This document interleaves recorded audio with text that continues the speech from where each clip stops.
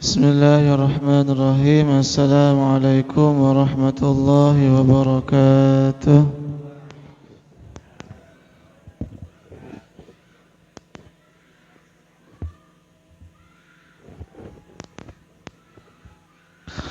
Alhamdulillah, wassalatu wassalamu ala Rasulillah wa ala alihi wa sahbihi wa man walah. Qala rabbi shrah li sadri wa yassir li amri wahlul 'uqdatam min lisani yafqahu qawli, amma ba'd. Fa ya ibadallah, usi nafsi wa iyyakum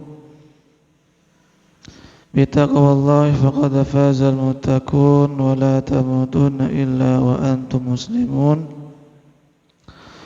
Faqala ta'ala mudzakiran bidzalik: Ya ayyuhalladzina amanu taqullaha wa qulu qawlan sadida yuslih lakum a'malakum wa yaghfir lakum dhunubakum wa may yuti'illaha wa rasulahu faqad faza fawzan 'azima.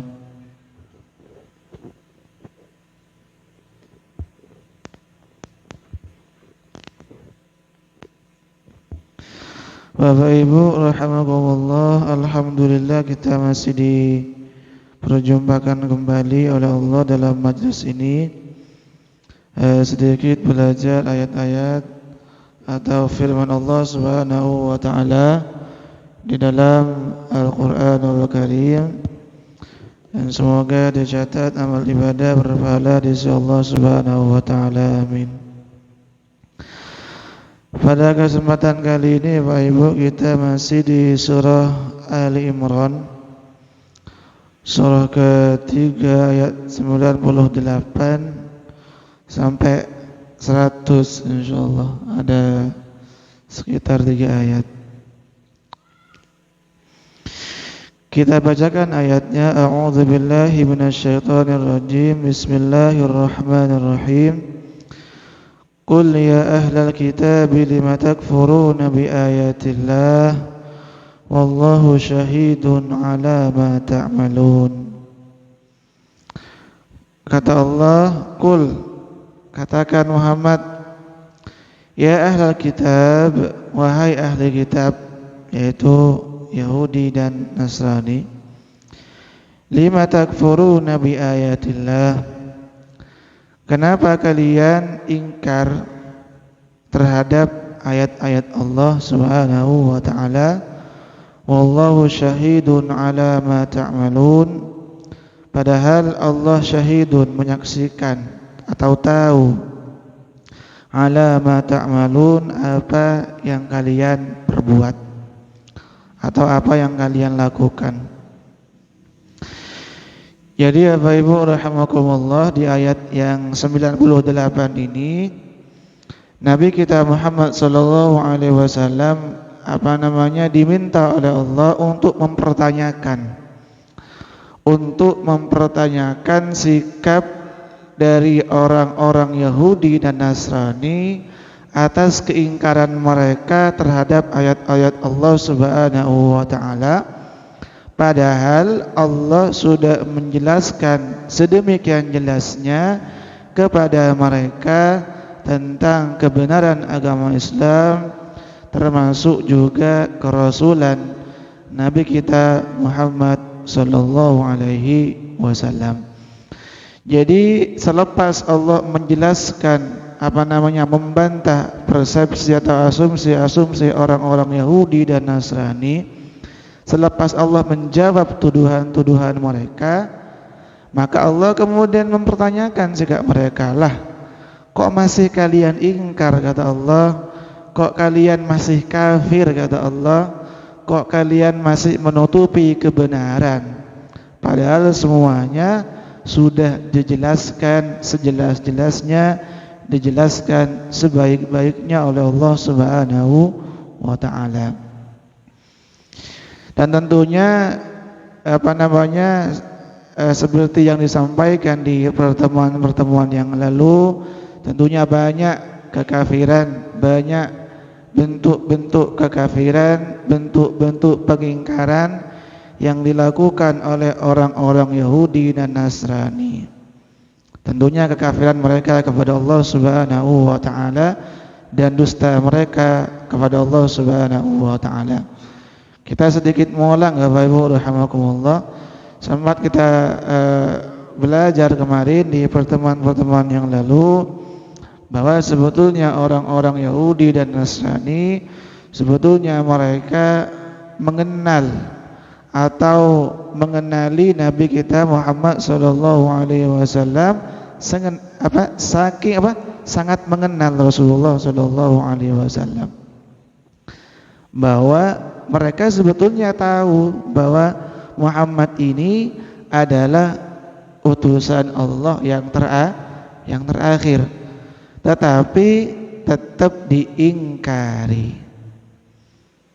Apa buktinya? Misalkan Allah sebutkan di Quran, sering ini kami sampaikan di surah Al-An'am surah ke-6 ayat ke-20, termasuk surah Al-Baqarah surah kedua ayat 146 ketika Allah mengatakan walladzina atainahumul kitaba ya'rifunahu kama ya'rifuna abna'ahum wa inna fariqan minhum la yaktubuna al-haqqa wa hum ya'lamun. Adapun orang-orang yang diberikan kitab atau yang diberi kitab oleh Allah, yaitu Yahudi dan Nasrani, yang mereka diberikan kitab nabi mereka oleh Allah Subhanahu wa taala, Allah menyebutkan ya'rifunahu kama ya'rifuna abna'ahum. Mereka itu Yahudi dan Nasrani, kata Allah, mereka mengenali Nabi Muhammad, kenal kepada Nabi Muhammad sebagaimana mereka kenal terhadap anak-anak mereka. Jadi sangat mengenal sekali, kenal tanda-tanda kerasulan Nabi Muhammad, mengenali ciri-ciri kerasulan Nabi Muhammad, mengenali mukjizat-mukjizat Nabi Muhammad. Tetapi sekalipun mereka mengenali kebenaran itu, tetap saja ditolak. Itu makanya Allah kemudian mempertanyakan akalnya di mana lah, kalau bahasa sekarang gitu ya. Kalau bahasa orang-orang Jakarta itu, kamu punya otak apa enggak sih gitu ya, kira-kira seperti itu lah bahasa kasarnya gitu ya, karena sudah mengetahui kebenaran. Kan biasanya ada istilah gitu ya, tak kenal maka tak sayang gitu ya. Tapi ini enggak berlaku bagi orang Yahudi dan Nasrani. Kenal tetap tidak sayang. Jadi sekalipun mengenal Nabi Muhammad, tetap tidak ada rasa kasih sayang kepada Nabi Muhammad sallallahu alaihi wasallam. Itulah orang-orang Yahudi dan Nasrani, tidak mau mengimani kepada Rasulullah sallallahu alaihi wasallam dan mencukupkan diri. Orang Yahudi mencukupkan diri beriman kepada Nabi Musa, sedangkan orang-orang Nasrani mencukupkan diri beriman kepada siapa? Isa. Isa tentunya tidak sebagai seorang nabi, tapi apa? Sebagai anak gitu ya, anak Tuhan atau bahkan Tuhan. Dan ini tentunya keliru. Adapun kita umat Islam beriman kepada Nabi Musa, beriman kepada Nabi Isa, termasuk beriman kepada semua nabi yang Allah utus, termasuk kita umat Islam beriman kepada Nabi Muhammad sallallahu alaihi wasallam. Adapun mereka, katakanlah Yahudi, mencukupkan diri beriman kepada Nabi Musa alaihissalam. Udahlah, gak usah iman kepada Muhammad, kita cukupkan saja beriman kepada Nabi Musa alaihissalam. Itu klaim mereka gitu ya. Jadi membeda-bedakan nabi yang satu dengan nabi yang lain, membeda-bedakan rasul yang satu dengan rasul yang lain. Padahal kita umat Islam tidak seperti itu. Nabi Muhammad tidak mengajari hal semacam itu. Kita meyakini la nufarriqu baina ahadim mir rusuli. Kita tidak pernah membeda-bedakan Rasul yang satu dengan Rasul yang lain. Semuanya adalah hamba-hamba Allah terbaik, yang mana kita semuanya mengimani mereka.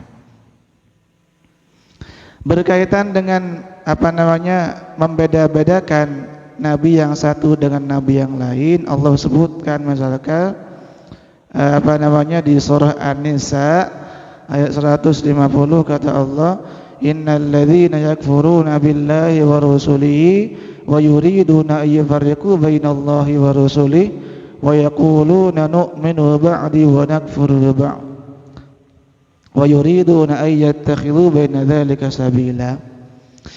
Jadi orang-orang kafir itu, kata Allah, mereka kami beriman kepada sebagian nabi dan ingkar kepada sebagian nabi yang lain. Allah kemudian menyebutkan bagaimana ketika ada orang mengatakan seperti ini, atau bagaimana ketika ada orang meyakini hal semacam ini. Allah sebutkan di lanjutan ayatnya An-Nisa 151, Allah katakan ulaika humul kafiruna haqqan. Yang demikian itu, atau mereka yang punya keyakinan seperti itu, benar-benar termasuk bagian dari orang-orang yang kafir. Jadi itu Bapak Ibu rahimakumullah, ayat 98 pada intinya Allah mempertanyakan, atau Rasulullah diminta oleh Allah untuk mempertanyakan sikap dari orang-orang Yahudi dan Nasrani, kenapa mereka masih ingkar dan kafir kepada Allah dan ingkar kepada Rasulnya, padahal sudah jelas kebenaran, sudah nampak kebenaran di mata mereka. Kemudian Bapak Ibu kita lanjutkan ayat yang berikutnya, ayat 99. Ini kita memang insyaallah tiap pertemuan tidak satu ayat, 2 atau mungkin 3 gitu ya. Ayat 99-nya Allah katakan, qul ya ahlal kitab lima tasudduna an sabilillahi man amana tabghunaha 'iwajan wa antum syuhada wa mallahu bighafilin 'amma ta'malun. Qul, katakan Muhammad kepada orang-orang ahlul kitab, ya ahlul kitab, wahai ahlul kitab, lima tasudduna an sabilillahi man amana tabghunaha 'iwaja. Kenapa kalian menghalang-halangi orang-orang beriman dari jalan Allah Subhanahu wa taala, dan malah kalian memilih jalan yang bengkok, kata Allah, wa antum syuhada, padahal kamu menyaksikan, tahu kebenaran itu. Wa mallahu bighafilin 'amma ta'malun, dan Allah tidak lengah terhadap apa yang mereka lakukan.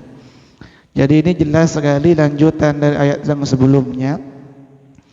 Jadi ini saking hancurnya gitu ya, keingkarannya orang-orang Yahudi dan Nasrani.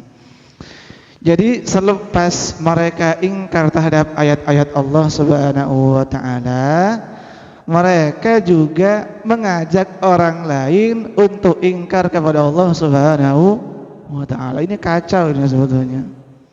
Udah awake dhewe sesat gitu ya, atau kafir ngajak-ngajak uang liyane itu bahasa Jawanya kan seperti itu. Jadi ngajak orang lain juga untuk ikut-ikutan kafir wis gitu. Mengajak orang-orang yang beriman agar jauh dari jalan Allah Subhanahu wa taala. Dan tentunya sebetulnya banyak ayat-ayat yang hampir senada dengan ini, bagaimana orang-orang secara khusus orang-orang Yahudi dan Nasrani memang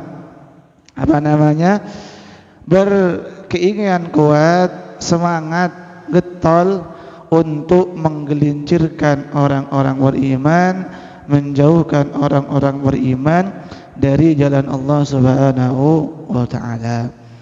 Misalkan Allah sebutkan di Quran di surah yang lain, surah An-Nisa surah ke-4 ayat ke-89, kata Allah, waddu law takfuruna kama kafaru fatakununa sawa'a. Al-ayah. Waddu, mereka ingin, sangat ingin. Waddu itu sangat ingin artinya. Makanya atau bisa berarti sangat cinta, sangat suka gitu ya. Makanya salah satu asmaul husna apa? Al-Wadud. Zat yang maha mencinta gitu. Kira-kira seperti itu. Jadi kata Allah di situ, waddu law takfuruna kama kafaru fatakununa sawa'a. Mereka orang-orang kafir itu sangat ingin sekali, senang sekali seandainya law takfuruna kama kafaru, seandainya kalian wahai orang-orang beriman kembali kafir sebagaimana mereka. Jadi ternyata lagi-lagi Allah tegaskan di situ salah satu keinginan terbesar dari orang-orang kafir, orang-orang Yahudi dan Nasrani, bagaimana caranya mereka mengembalikan kita menuju jalan kekafiran. Dan tentunya ayat Quran ini bukan teori, ini adalah fakta. Ini fakta, mohon maaf. Ini fakta, ini bukan teori, ini bukan fitnah. Bagaimana memang orang-orang kafir, orang Yahudi dan Nasrani berusaha keras untuk menggelincirkan kita dengan segala cara agar kita kembali ikut keyakinan mereka, kembali kepada kekafiran. Dan tentunya na'udzubillah, thumma na'udzubillah. Termasuk juga hal yang senada dengan ini atau ayat yang senada dengan ini Allah sebutkan di surah Al-Baqarah, surah kedua ayat 109. Sebetulnya ini sering kami sampaikan. Kata Allah, wadda katsirum min ahlil kitab law yaruddunakum min ba'di imanikum kuffara hasada. Al-ayat dan seterusnya. Sama, hampir sama. Wadda katsirum min ahlil kitab. Sangat ingin sekali sebagian besar dari ahlul kitab Yahudi dan Nasrani sangat ingin sekali kalau kita kembali kepada kekafiran. Kenapa? Hasadan. Karena mereka iri, dengki terhadap umat Islam, dengki. Apalagi dulu gitu ya, di zaman Nabi SAW tegaknya Islam gitu ya. Udah padahal pada saat itu tentunya orang-orang kafir Yahudi dan Nasrani tentunya adalah komunitas atau umat yang tentunya lemah secara politik, lemah secara ekonomi ketika di zaman Nabi SAW, ketika Nabi di Madinah. Maka semakin memuncaklah kemudian rasa iri itu, semakin memuncaklah rasa kedengkian itu. Karena ketika itu Nabi Muhammad selain sebagai seorang nabi dan rasul juga sebagai khalifah, presiden gitu. Makin memuncak kemudian rasa iri hati mereka, rasa dengki mereka terhadap Rasulullah, termasuk juga terhadap Islam dan umat Islam gitu ya. Kira-kira seperti itu. Hasadan, dengki, iri dan seterusnya. Jadi itu Bapak Ibu rahimakumullah. Tetapi sayangnya gitu ya. Nabi tanda kutip ya, sayangnya gitu ya. Nabi Muhammad SAW menyebutkan, kata Rasulullah, la tattabi'unna sunana man qablakum. Kalian wahai para sahabatku, kalian wahai umatku, kata Rasulullah, akan mengikuti sunnah umat sebelum kalian. Shibran bi shibrin, sejengkal demi sejengkal, dhira'an wa dhira'in, sahasta demi sahasta, hatta law salaku juhra dubbin nasalaktumuh. Sampai seandainya mereka masuk lubang biawak sekalipun, la salaktumuh, niscaya kalian juga ikut masuk ke lubang biawak itu. Siapa yang beliau maksud? Qalu al-yahuda wan nasara, ya Rasulullah, siapakah umat yang akan kita ikuti itu ya Rasulullah? Yahudi dan Nasrani kah? Kata para sahabat. Qala faman? Kalau bukan mereka siapa lagi? Kata Rasulullah sallallahu alaihi wasallam. Jadi sekalipun kita oleh Allah Subhanahu wa taala diwanti-wanti untuk waspada gitu ya, bukan untuk berhati-hati tentunya dengan orang-orang Yahudi dan Nasrani, tetapi berita buruknya gitu ya. Ternyata kata Rasulullah ada sebagian dari umat beliau yang kemudian mengikuti langkah-langkah orang Yahudi dan Nasrani, mengikuti jejak-jejak mereka, fanatisme buta terhadap mereka, bahkan sekalipun mereka masuk lubang biawak, saking fanatisnya kita ikut masuk juga gitu. Kira-kira seperti itu. Mereka semir, kita ikut nyemir gitu ya. Mereka apa lagi? Mabuk, mabuk keren kok. Kita ikut mabuk gitu ya. Kira-kira seperti itu lah. Mereka apa biasanya lagi ya? Macam-macam lah gitu ya. Fanatisme buta yang dialami oleh sebagian kita, naudzubillah, mengikuti mereka. Shibran bi shibrin, sejengkal demi sejengkal, tahap demi tahap, fase demi fase, kita diarahkan untuk mengikuti kebiasaan mereka, tradisi mereka, langkah-langkah mereka. Kira-kira seperti itu.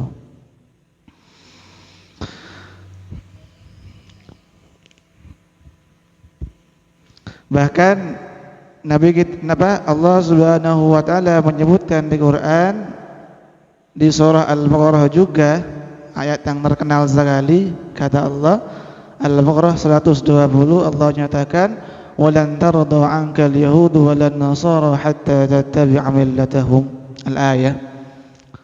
Kata Allah walan tarda 'anka al-yahud, tentunya orang Yahudi dan Nasrani Muhammad tidak akan pernah ridho kepadamu, tidak akan pernah senang kepadamu, tidak akan pernah suka kepadamu, hatta tattabi'a millatahum, mereka tidak akan puas sampai kamu Muhammad mengikuti jejak langkah mereka, millatahum, millah mereka. Biarkan gitu ya, biarkan umat Islam bernama Islam, biarkan namanya Ahmad, biarkan saja namanya Muhammad, Yusuf, atau mungkin apa lagi, Abu Bakar, atau biarkan nama mereka Ali, biarkan saja nama mereka Utsman, tapi jadikanlah perbuatan mereka, kebiasaan mereka seperti yang kita lakukan. Nah, itu maksud dari kata millah, Bapak Ibu ya. Mungkin kita tidak pindah agama, tetapi tingkah lakunya diarahkan untuk sama dengan mereka. Itu makna dari kata millah ya. Jadi millah itu tidak millatahum, kata millah tidak selalu berarti agama, tetapi bisa berarti tradisi atau kebiasaan mereka. Artinya kita mungkin tidak masuk ke agama mereka, tetapi perilaku mereka, cara hidup kita senada dengan mereka atau menyerupai mereka. Nah, itu maksudnya. Kemudian Bapak Ibu rahimakumullah, kita lanjutkan ayat yang ke-100, ayat yang terakhir insyaallah pada kesempatan kali ini.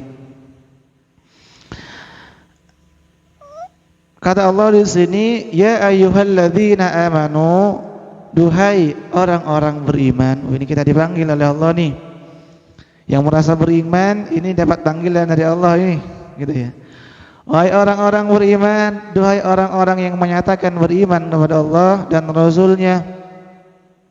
In tuti'u fariqam minal ladzina utul kitab, kata Allah, seandainya atau kalau kalian mengikuti sebagian dari orang-orang ahlul kitab, niscaya mereka akan mengembalikanmu kepada kekafiran setelah keimanan.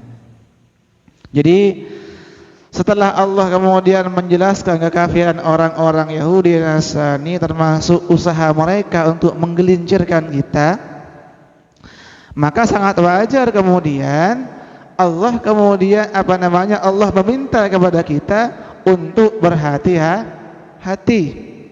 Untuk apa bahasa Jawanya? Untuk mawas diri, untuk selalu waspada, gitu ya, kepada orang-orang Yahudi dan Nasrani, tidak ikut kepada mereka, tidak tunduk patuh kepada cara pandang mereka.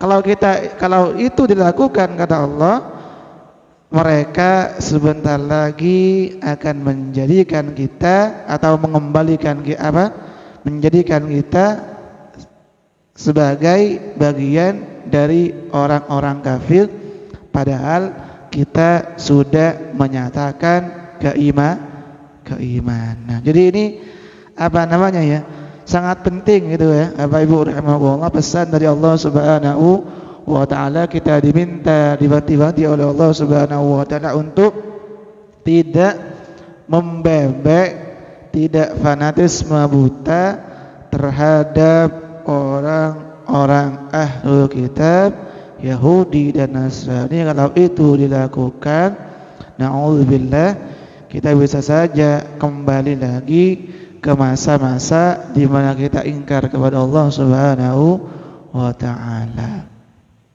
Gitu ya.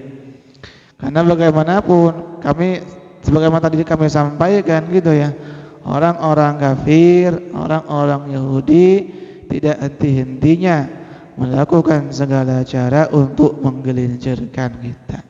Dan lagi-lagi ini bukan fitnah, bukan tuduhan, atau bukan teori, tapi Allah atau Quran sedang memaparkan sebuah fakta, gitu ya, sebuah fakta.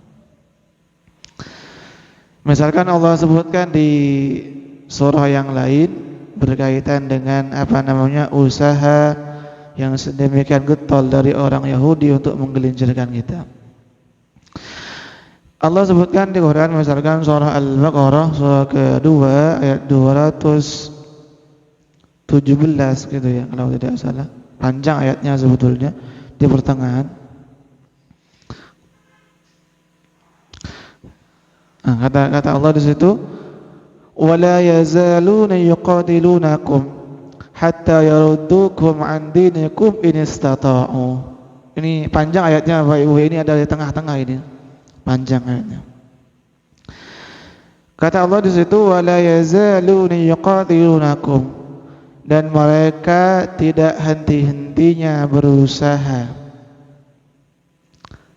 berjuang sekuat tenaga, hatta yaruddukum an dinikum in istata'u, sampai kalian umat Islam kembali kafir, ikut agama mereka.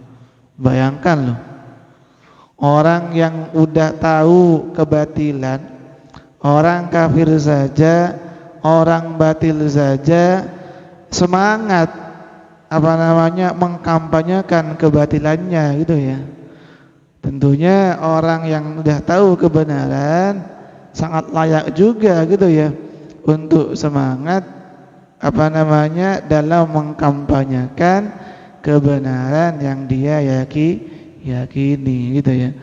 Orang yang jelas-jelas tahu bahwa dia kafir semangat kok gitu ya untuk menyebarluaskan kekafiran mereka, apalagi kita gitu ya yang tentunya meyakini Islam adalah satu-satunya agama yang benar, sangatlah layak juga untuk menyebarluaskan, mengkampanyekan kebenaran Islam. Kira-kira seperti itu. Jangan sampai kemudian patah semangat.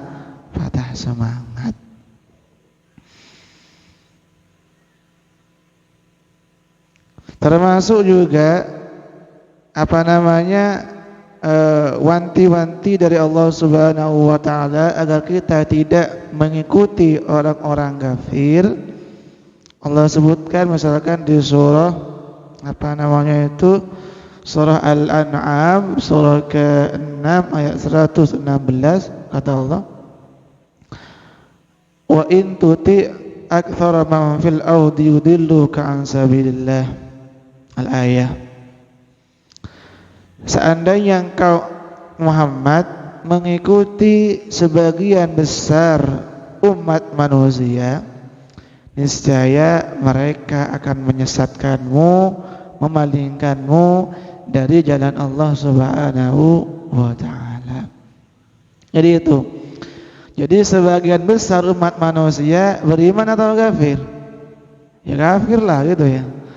Ini karena umat Islam kan katanya sepertiga gitu ya dari penduduk bumi, atau gak nyampe sepertiga lah, atau seperempat gitu ya. Berarti kan sisanya apa? Versi kita kafir. Semoga aja ini direkam ya baik-baik ya. Sisanya kafir gitu ya versi kita. Jadi kata Allah di situ menyampaikan kepada Muhammad, kalau seandainya kamu ikut sebagian besar umat manusia, yang mana sebagian besar umat manusia itu adalah kafir semua gitu ya, sebagian besarnya, niscaya mereka akan memalingkanmu Muhammad, menjauhkanmu dari jalan Allah Subhanahu wa ta'ala. Artinya sekelas Nabi Muhammad sendiri pun kemudian diminta oleh Allah untuk tidak mengikuti jejak orang kafir, langkah-langkah orang kafir, kebiasaan mereka. Kalau itu dilakukan, bisa saja kita kembali menuju kekafiran. Tentunya ini lagi-lagi na'udzubillah tsumma na'udzubillah. Jadi memang dalam Islam itu kebenaran tidak ditentukan oleh mayoritas sebetulnya. Jelas ini sebetulnya itu ya. Makanya kata Allah itu wa in tuti aktsara man fil ardi yudilluka an sabilillah. Kebenaran tidak ditentukan oleh jumlah terbesar. Maka jelas sekali sebetulnya. Wa in tuti aktsara man fil ardi yudilluka an sabilillah. Kira-kira seperti itu. Bahkan Nabi Ibrahim sendirian ketika berdakwah dulu gitu ya, masyarakatnya kafir semua. Tapi lagi-lagi tentunya kami sampaikan kembali gitu ya, kebenaran tidak ditentukan oleh jumlah terbesar. Tetapi kebenaran adalah sesuatu yang sesuai dengan Al-Quran dan sesuai dengan Sunnah Rasulullah Sallallahu Alaihi Wasallam. Itu kebenaran versi kita. Sekalipun mungkin diingkari oleh seluruh umat manusia, gitu ya. Kira-kira seperti itu. Tetap kita katakan yang sesuai dengan Quran dan Sunnah itulah kebenaran. Wa qul ja'al haqqu wa zahaqal batil innal batila kana zahuqa. Surah apa itu? Al-Isra ayat 81. Kata Allah di situ wa qul ja'al haqqu. Katakan Muhammad, ja'al haqqu, telah datang kebenaran. Wa zahaqal batil, dan ketika datang kebenaran niscaya kebatilan segera musnah, segera sirna. Innal batila kana zahuqa, dan memang kata Allah kebatilan itu memang ditakdirkan binasa. Kebatilan akan ditakdirkan untuk sirna, untuk binasa. Kalau tidak sekarang tentunya pasti akan sirna gitu ya.